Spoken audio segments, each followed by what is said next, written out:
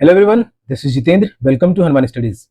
In this video, we are going to discuss important points of current affairs of 17th October 2024. Okay, इस video में हम लोग 17 अक्टूबर 2024 के important current affairs points को discuss करेंगे। तो वीडियो के अंत तक जरूर बने रहिएगा क्योंकि इसमें आपको बहुत सारी चीजें जानने को और सीखने को मिलेंगी। ओके, तो करंट अफेयर डेली लाइफ में इवेंट में होने वाली चीजें हैं जो कि इंपॉर्टेंट है हर कॉम्पिटेटिव एग्जाम्स के पॉइंट ऑफ व्यू से। तो हनुमान स्टडीज आपके लिए general knowledge, current affairs, facts और ऐसे आर्टिकल्स लाते रहता है जिसे आप वेबसाइट पे जाकर के पढ़ सकते हैं। राइट, तो इस वीडियो में हम लोग 17 अक्टूबर 2024 के इंपॉर्टेंट करंट अफेयर्स पॉइंट्स को डिस्कस करेंगे। तो हनुमान स्टडीज यूट्यूब पे भी है, फेसबुक पे भी है, इंस्टाग्राम पे भी है, पिनिंटरेस्ट पे भी है और आप मुझे फॉलो कर सकते हैं ट्विटर पे भी। ओके, हनुमान स्टडीज को आप सोशल मीडिया पे, चैनल्स पे सारी जगह लाइक, फॉलो, सब्सक्राइब जरूर करें ताकि आप लेटेस्ट अपडेट से अपडेटेड रहें। Okay, so let's start our today's session. In this session, we are discussing the important points of current affairs of 17th October 2024. Alright, so our first point is कि NITI Aayog to host second international methanol seminar and expo 2024. NITI Aayog दूसरे अंतर्राष्ट्रीय methanol seminar और expo 2024 की मेजबानी करेगा। इसके regarding first point है कि NITI Aayog will host the second international methanol seminar and expo 2024 on 17 and 18 अक्टूबर 2024 at the Manekshaw centre new Delhi. NITI Aayog 17-18 अक्टूबर 2024 को नई दिल्ली के मानेकशॉ सेंटर में दूसरे अंतर्राष्ट्रीय मेथनॉल सेमिनार और एक्सपो 2024 का आयोजन करेगा। सेकंड पॉइंट है कि the seminar is part of the methanol economy program first started in September 2016। यह सेमिनार मेथनॉल अर्थव्यवस्था कार्यक्रम का हिस्सा है जिसकी शुरुआत सितंबर 2016 में हुई थी। तो ये कार्यक्रम जो हो रहा है second methanol international methanol seminar and expo 2024, ये मेथनॉल इकोनॉमी प्रोग्राम जो कि सितंबर 2016 में स्टार्ट हुआ था, इसका एक पार्ट है। राइट, नेक्स्ट है कि the event aims to showcase progress in projects, products, R&D initiatives related to methanol production and its application. तो इस कार्यक्रम का उद्देश्य मेथनॉल उत्पादन और उसके अन्य अनुप्रयोगों के संबंधित परियोजनाओं, उत्पादों और R&D पहलों के प्रगति को उजागर करना है।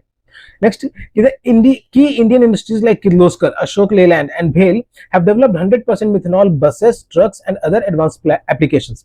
प्रमुख भारतीय उद्योग जैसे किर्लोस्कर, अशोक लीलैंड और BHEL ने 100% मेथनॉल बसों, ट्रकों और अन्य उन्नत उपयोगों का विकास कर चुका है। तो 100% मेथनॉल पे वर्किंग बसेस, ट्रक्स और अदर एडवांस्ड एप्लीकेशंस हैं जो कि 100% इथेनॉल पे वर्किंग है, जो डेवलप किया जा चुका है Indian companies like Kirloskar, Ashok Leyland और BHEL के द्वारा। BHEL के द्वारा। Okay, so next point is कि a wide range of products and technologies will be on the display at the expo. Expo में उत्पादों और तकनीकों की नई विस्तृत श्रृंखला प्रदर्शित की जाएगी। एक्सप्लेनेशन हमारे फर्स्ट पॉइंट का। सेकंड पॉइंट इज कि Samarth scheme extended to enhance textile skills. Samarth योजना का विस्तार किया गया है ताकि वस्त्र कौशल को बढ़ावा मिल सके। Samarth is a skill program by the ministry of textiles focused on the job placement. Samarth वस्त्र मंत्रालय द्वारा संचालित एक कौशल कार्यक्रम है जो नौकरी प्राप्ति पर केंद्रित है। तो समर्थ स्कीम है जो कि मिनिस्ट्री ऑफ टेक्सटाइल्स के अंडर है, तो इसका एक्सटेंशन हुआ है। नेक्स्ट है कि the scheme is extended for fiscal year 2024-25 and 2025-26 with a budget of rupees 495 crore to train 3 lakh persons in textile skills. इस योजना का वित्तीय वर्ष 2024-25 और 25-26 के लिए 295 करोड़ रुपए के बजट के विस्तार किया गया है। इसका एक्सटेंशन जो हुआ है 2024 और 25 और 2025 और 26 के लिए किया गया है लगभग 495 करोड़ के बजट के साथ, जिसमें 3 लाख व्यक्तियों को वस्त्र कौशल में प्रशिक्षण दिया जाएगा। Okay, next point is कि it aims to create jobs in organized textile sectors covering the entire value chain except for spinning and weaving. इसका उद्देश्य संगठित वस्त्र क्षेत्रों में नौकरियों का सृजन करना है जिसमें स्पिनिंग और वीविंग को छोड़कर वस्त्रों की संपूर्ण वैल्यू चेन शामिल रहेगी। तो स्पिनिंग और वीविंग जो है इसमें इंक्लूडेड नहीं है, उसके अलावा जितने भी वैल्यू चेन्स है तो उसको इसमें इंक्लूड किया जाएगा। Next, the training program has been updated to meet current technological and market needs. प्रशिक्षण कार्यक्रम को वर्तमान प्रौद्योगिकी और बाजार की आवश्यकताओं के अनुसार अद्यतन किया गया है। ठीक है, तो इसको जो अभी करंट के समय में जो भी मार्केट नीड्स है, फिर टेक्नोलॉजिकल नीड्स है, तो उनके अनुसार इस ट्रेनिंग प्रोग्राम को डिजाइन किया गया है। तीसरा एक्सप्लेनेशन है सेकंड पॉइंट का। अब थर्ड पॉइंट इज कि MOU signed to enhance rural livelihoods knowledge. और ग्रामीण आजीविका ज्ञान को बढ़ाने के लिए समझौता ज्ञापन पर हस्ताक्षर किए गए। MOU has signed between the Ministry of Rural Development and LEAD, or the LEAD, that is Livelihoods and Entrepreneurship Acceleration Division, at Kriya University in New Delhi to enhance the Deen Dayal Antyodaya Yojana National Rural Livelihoods Mission.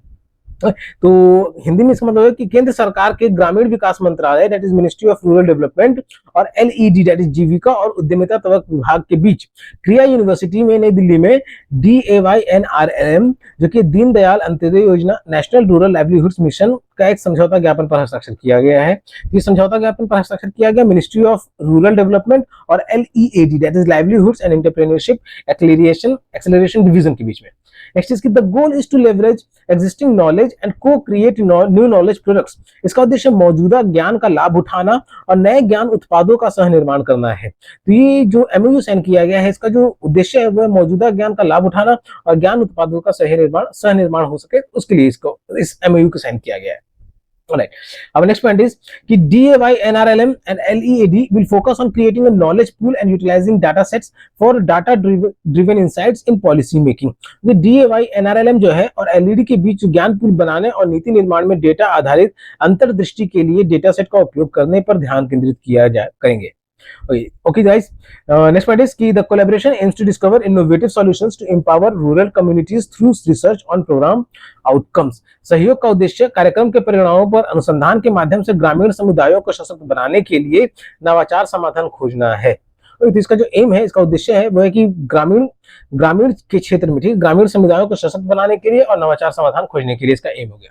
Next is की DAYNRLM and LEAD will work together to identify knowledge gaps and develop a research and knowledge coalition. DAYNRLM और LED ज्ञान के अंतराल की पहचान करने और एक अनुसंधान और ज्ञान गठबंधन विकसित करने के लिए सहयोग करेंगे। एक्सप्लेनेशन हमारी थर्ड पॉइंट का।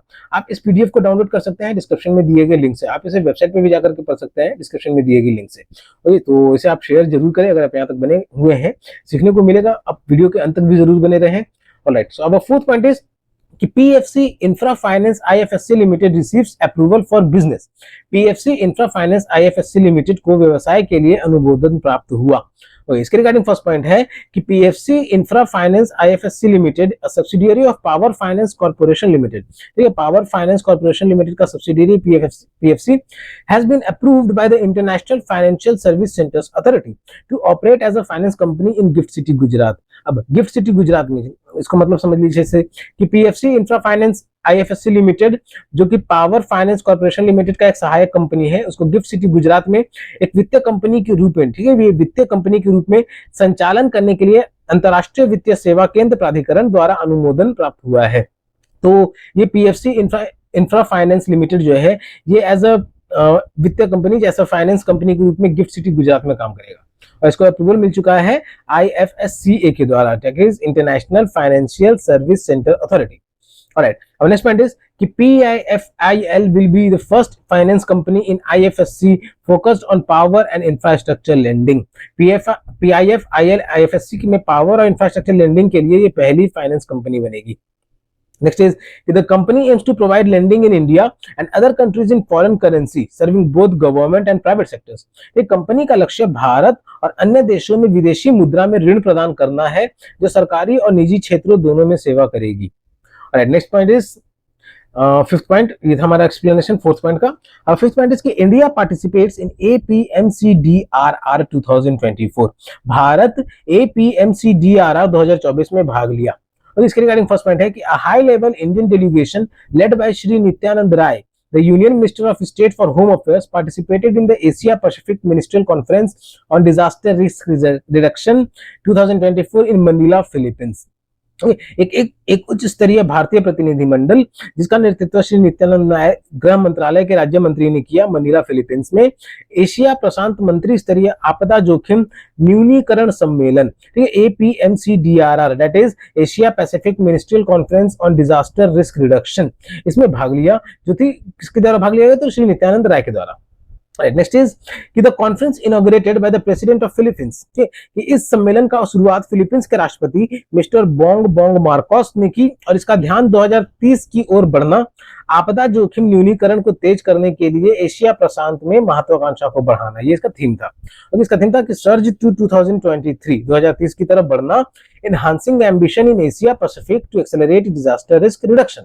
ओके, इस कॉन्फ्रेंस का उद्घाटन जो किया गया ये प्रेसिडेंट के फिलीपींस के प्रेसिडेंट के द्वारा, ओके, मिस्टर बोंग मार्कोस जो कि फिलीपींस के प्रेसिडेंट है, तो उनके द्वारा इस APMCDRR 2024 का उद्घाटन किया गया। ओके, और ये कहां पे हुआ? तो मनीला, फिलीपींस में। ओके, नेक्स्ट पॉइंट इज कि the 15th finance commission of India has allocated $30 billion for the National Disaster Risk Management Fund and State Disaster Risk Management Fund for the financial cycle 2021-22 to 2025-26। Bharat की 15वीं वित्त आयोग ने राष्ट्रीय आपदा जोखिम प्रबंधन कोष एनडीआरएफ और राज्य आपदा जोखिम प्रबंधन कोष दैट इज एसडीएमआरएफ के लिए वित्तीय चक्र 2021-22 से 25-26 तक $30 अरब आवंटित किए हैं।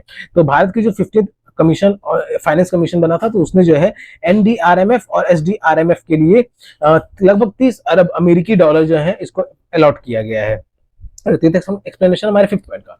अब 6th पॉइंट इज कि 19th international conference of drug regulatory authorities 19वां अंतरराष्ट्रीय औषधि नियामक प्राधिकरण सम्मेलन, ठीक है, आईसीडीआरए औषधि नियामक प्राधिकरण सम्मेलन अंतरराष्ट्रीय, इसके रिगार्डिंग फर्स्ट पॉइंट है कि Shrimati Anupriya Singh Patel, union minister of state for health and family welfare, address the conference on 16 अक्टूबर 2024।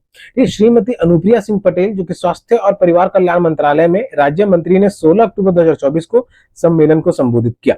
ये जो 19वां अंतरराष्ट्रीय औषधि नियामक प्राधिकरण सम्मेलन हुआ, that is international conference of drug regulatory authorities, तो इसको संबोधन किया गया, इसको एड्रेस किया गया श्रीमती अनुप्रिया सिंह पटेल के द्वारा, जो कि union minister of state for health and family welfare है। ऑलराइट, नेक्स्ट इज कि the 19th international conference of drug regulatory authorities is being hosted for the first time in India. ये 19th इंटरनेशनल कॉन्फ्रेंस है drug regulatory authorities का, जो कि पहली बार भारत में हो रहा है, ठीक है, ये फर्स्ट टाइम इंडिया में हो रहा है, जो कि 14 से 18 अक्टूबर 2024 by the central drugs standard control organisation, ministry of health and family welfare in collaboration with the world health organization. ये 19वां अंतरराष्ट्रीय औषधि नियामक प्राधिकरण सम्मेलन पहली बार भारत में 14 से 18 अक्टूबर 2024 को केंद्रीय औषधि मानक नियंत्रण संगठन that is central drugs standard control organisation, जो कि स्वास्थ्य और परिवार कल्याण मंत्रालय द्वारा WHO के सहयोग से आयोजित किया जा रहा है। ठीक, तो ये आयोजित किया जा रहा है WHO वर्ल्ड हेल्थ ऑर्गेनाइजेशन और CDSCO के द्वारा, central drugs standard control organisation के द्वारा। ये 14 से 18 तारीख के बीच में इसको ऑर्गेनाइज किया गया और ये भारत में पहली बार हुआ, that is the 19th international conference on drugs regulatory authorities. Alright, next point is कि the event has brought together regulatory authorities, policy makers and health officials from over 200 countries। इस कार्यक्रम में 200 से अधिक देशों के नियामक प्राधिकरण, नीति निर्माता और स्वास्थ्य अधिकारी एकत्रित हुए। तो ये एक्सप्लेनेशन हमारे 6ठे पॉइंट का। अब 7th पॉइंट इज कि Central Coalfields Limited transforms abandoned mines into fish farms. केंद्रीय कोलफील्ड्स लिमिटेड ने अबेंडन यानी खाली खानों को मछली फार्म में बदला। इस सेंट्रल कोलफील्ड लिमिटेड के द्वारा जो कोल फील्ड्स में माइंस होते हैं, तो उनको फिश फार्म, मछली फार्म के रूप में बदल दिया गया उन्हें अभी। और इसके रिगार्डिंग फर्स्ट पॉइंट है कि Central Coal Fields Limited has successfully transformed several abandoned mine pits into thriving fish farms, promoting responsible use of natural resources and boosting the local economy and biodiversity। केंद्रीय Coalfields Limited ने कई खाली खानों के गड्ढों को सफलतापूर्वक समृद्ध मछली फार्म में बदल दिया है। ये मछली फार्म में बदलने का काम किया गया है, जो खाली फार्म से जहां पे कोयला निकाला गया था, उसका कोई काम नहीं रह गया था, तो इसको सेंट्रल कोलफील्ड्स लिमिटेड के द्वारा उनको मछली पालन के लिए मछली फार्म के रूप में बदल दिया गया है। इसके लिए नेक्स्ट पॉइंट है कि CCL has developed 5 abandoned mine pits for pisciculture with impressive result in community engagement and fish production। CCL ने सामुदायिक भागीदारी और मछली उत्पादन में प्रभावशाली परिणामों के साथ 5 खाली खानों में गड्ढों को मछली पालन के लिए विकसित किया गया है। और वो खाली खान कौन कौन से हैं? तो पहला, रेलीगरा मछली पालन परियोजना, Religara pisciculture project located in Argada area of Hazaribagh, Jharkhand. अगर रेलीगरा मछली पालन परियोजना जो कि झारखंड के हजारीबाग के अरगड़ा क्षेत्र में स्थित है, ये पहला मछली पालन प्रोजेक्ट हो गया। Second is Gidi A pisciculture project, Gidi A pisciculture project situated in the Argada area in Jharkhand. Gidi A मछली पालन परियोजना जो कि झारखंड के अरगड़ा क्षेत्र में स्थित है। Third is Bokaro OCP pisciculture project in Jharkhand, Bokaro OCP मछली पालन परियोजना झारखंड में। Fourth is Central Saunda pisciculture project in the Barka Sayal area in Jharkhand, Central Saunda मछली पालन परियोजना झारखंड के बरक सयाल क्षेत्र में। And fifth is Karkatta A and Karkatta C pisciculture projects in the NK area, और करकटा ए और करकटा सी मछली पालन परियोजना एनके क्षेत्र में जो कि झारखंड में स्थित है। और ये 5 जगह पे मछली पालन पिट्स बनाए गए हैं सीसीएल के द्वारा, वो सेंट्रल कोलफील्ड्स लिमिटेड के द्वारा। ऑलराइट, तो ये था एक्सप्लेनेशन हमारे 7वें पॉइंट का।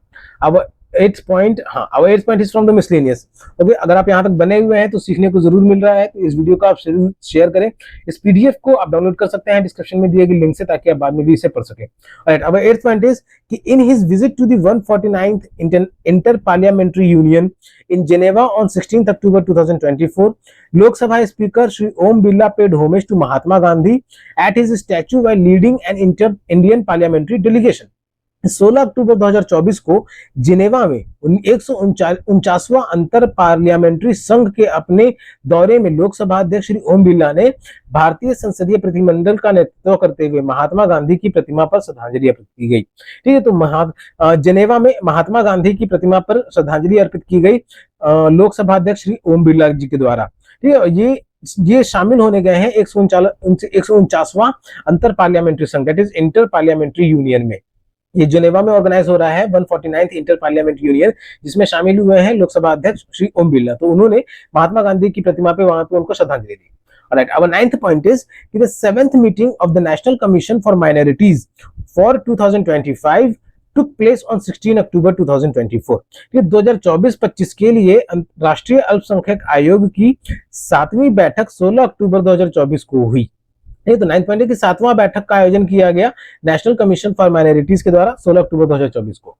ऑलराइट, अब 10th पॉइंट इज कि साहित्य academy, India's top literary body, is participating in the 75th Frankfurt International Book Fair from 16 to 20 October 2024 in Frankfurt, Germany.